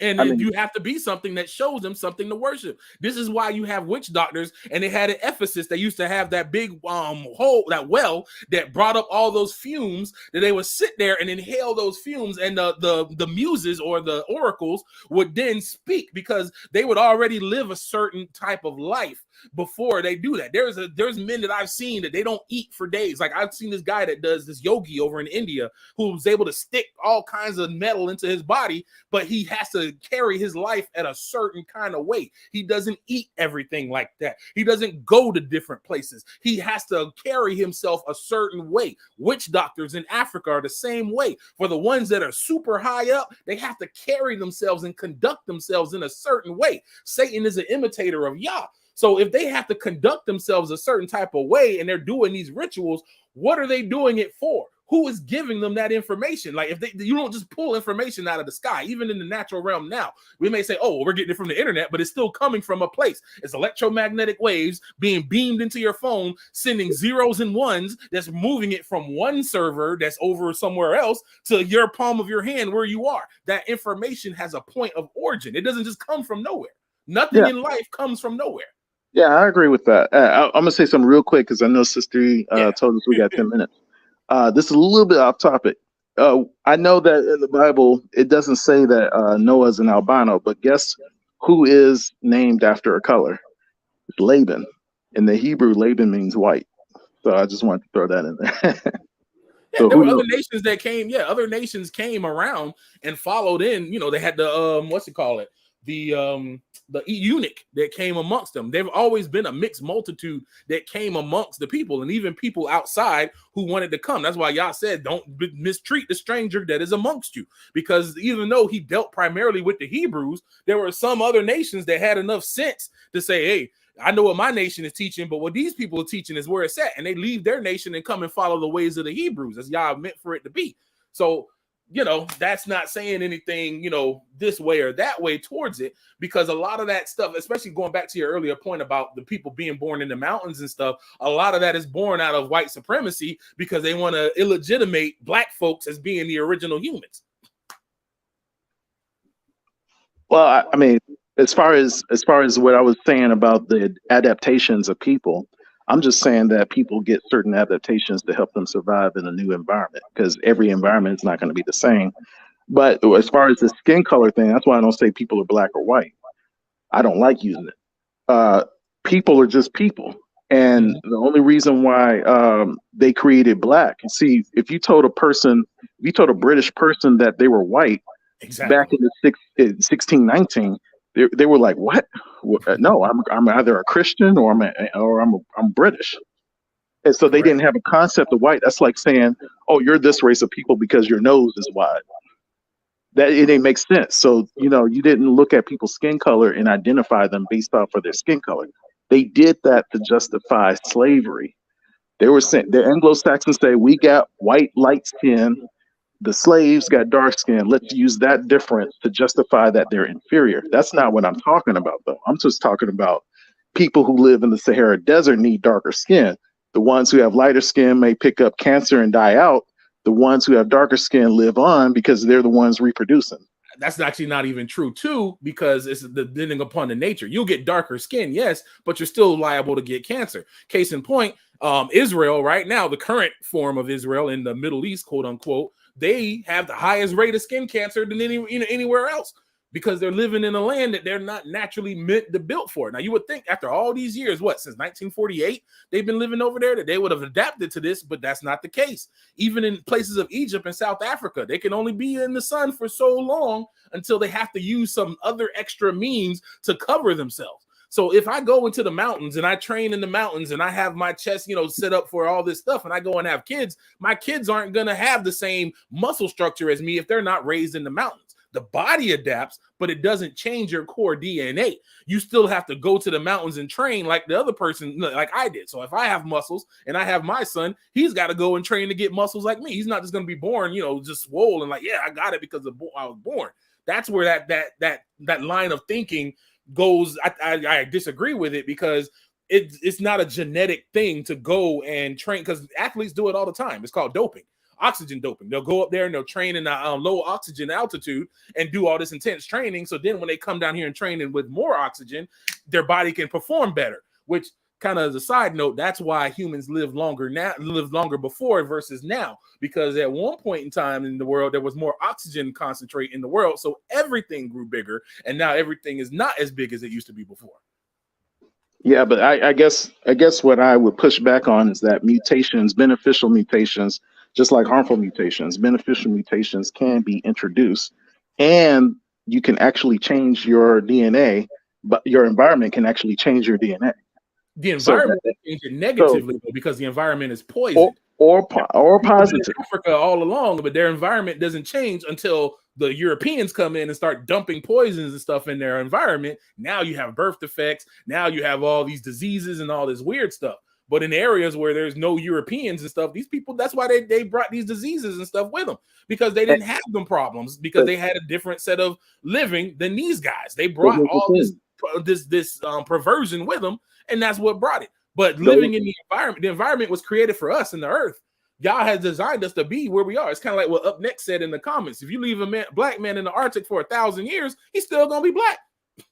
Well, that's the thing. That's not the case, because if all original humans were black, then where did everyone else come from? That is where about black as far as skin color. It's a mutation. We have genes that code for lighter skin. That's already been encoded. Mutation. Here's a hint, though. Did you know not all of it was? No, here's the thing. Not all of it is mutation either. There is a DNA marker in Ethiopians and the Khoisan and other Africans that code for light skin. That's why you look at the Egyptian walls and you see different shades of brown. There is DNA that codes for light skin. So if guys like me, the north, we're still black though. I can still stand in the sun longer than a white person could. That's because you produce more melanin. Concentrate of melanin than them, yes. But they weren't white. If that was the case, then having leprosy wouldn't have been that big of a deal for a white person. Leprosy is different. if you have leprosy is actually a disease that eats away at your bones, not only taking away your pigmentation too, but it also does other stuff. What I'm talking about is depigmentation. You have a gene that gives you lighter skin. When we talked about the earth, not only you talked about the colors on the OLED, red, red, green, and blue, right? Right. Don't you know that brown is the same way? The earth tones. So earth tones have red, yellow, and black pigments. The ones who inherit more brown pigments look more brown, look more black. The ones who inherit more of the yellow pigment, which is all in the earth anyway, you start looking yellow, just like the East Asians. If you inherit less of any pigment at all, you look white. And if you inherit the red pigment from the earth, you look red, like the Native Americans. But if you have all pigments, you look brown, like, boxwood. I'll say this one, and then I'll yield, because I know Sister E got to, handle her channel and stuff. But right. We got to get away from the European. And that's where I feel like maybe have been your crutch, because you were trained by them and how we were born up. And that a lot of that stuff is rooted in not only white supremacy, but it's rooted in lies that they've created to hide the real truth of the matter. If there were white humans before the flood, why did Lamech freak out? Why did Lamech's son, and then in turn Lamech, freak out when they found Noah, who was born an albino? Why did he say they were born like they look like the Watchers and they don't look like one of us? That question only comes up if you use the extra biblical sources. But if you don't use extra biblical sources, but that's where we come into the problem, though. Like, it's an extra biblical source. Yes, yeah. I don't have. If I'm writing a story and I'm referring to Romeo and Juliet, I'm not gonna retell Romeo and Juliet all the way through. I'm gonna be like, hey, this is similar to when that Capulet dude did this with that, other chick with the one, and blah blah blah. I'm gonna make a quick reference to it because you already know the story of Romeo and Juliet, and if you don't know it, I'm gonna do it like they did in the Bible. Is it not written in the book of Jasher? Is it not written in the book of the Wars of Yahuwah? Let me ask you this question: Is off topic, but it's on topic? Is Dragon Ball GT canon? But see, that's a different whole argument, though. That's a whole different argument because now you're coming again. It was created without the creator. Exactly. These books were created with the creator because his creation, and not only his creation, but history itself speaks to that matter. But then Jesus tells you what books were created by the creator. He says from all the way up to John the Baptist. He's talking about all the prophets.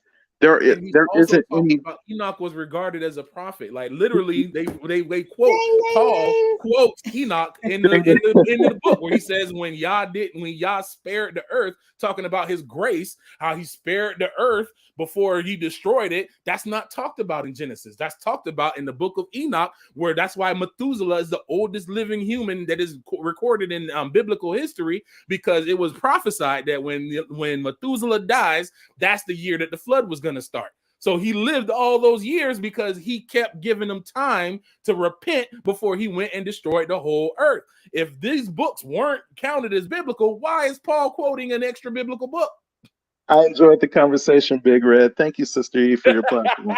No. I want to, but she ding. No. No, it's all good. I have a follow-up. I want to make sure we can be ready for tonight. And you can do an aftermath show and talk through it. Tonight is going to be a debate between Don Bird and Don Bird's friend or student that studies under him, LV, and versus y'all know Yirmiah and all of them from Percepticon. That's going to be the debate with Iz from Percepticon. I think Iz's stance is the fallen ones are the Nephilim, and the fallen ones in the Bible in Genesis 6 are the Nephilim, and the sons of Seth in chapter and Don Bird and LV believe that the sons of Seth is tied to Genesis 6. So this is going to be an interesting conversation. I kind of want to get everybody kind of wheels turning, but I won't make sure everybody comes back, and it's at 7 p.m. So anything closing before we go? Yeah, I want to close real quick. Big Red, for the record, Dragon Ball GT is not canon. Yeah, I know. I know. Yeah, they did it. They did it without the creator. It was what I forget the name of that company. They wanted to continue making Dragon Ball, so you know what I'm saying. You know, I know. I just want to put it out there, you know. That's all I got. Oh, Sister, I do have one question. Would you look into talking about those two witnesses? I know some people say that's Israel and Judah, but could we also look at the fact that, you know, is it possible that these are just actually two witnesses who died and then they're resurrected? And is that tied to the first resurrection? So, I was kind of curious about what you had to think about that. Let's set up another conversation about that. I appreciate another conversation. I used to actually believe it how you I used to believe it exactly how you presented it, Second Exodus. And Teo did a study on it, and I was mad skeptical. But as they taught it and I looked into it, I tend to agree with them now. I'll set up something we can talk about the two witnesses again. Okay. Yeah. I mean, yeah, I appreciate that. I just, you know, since everything is happening on the day of the Lord, I just kind of find it interesting. Because that'll be a whole nother conversation. We'll be here for another hour. Oh, I know. I was just kind of throwing it out there to you. That's not my specialty. I ain't going to sit here and jump into that. All right. I appreciate it. Thanks for having us on. All right. Well, y'all, I've enjoyed it. Be ready for 7 o'clock. I'm going to go ahead and close up real quick. Thanks for joining me. I'll see y'all at 7 o'clock. The debate is still scheduled and still going forth. So, again, thank y'all so much. Y'all have a good one. Shabbat shalom.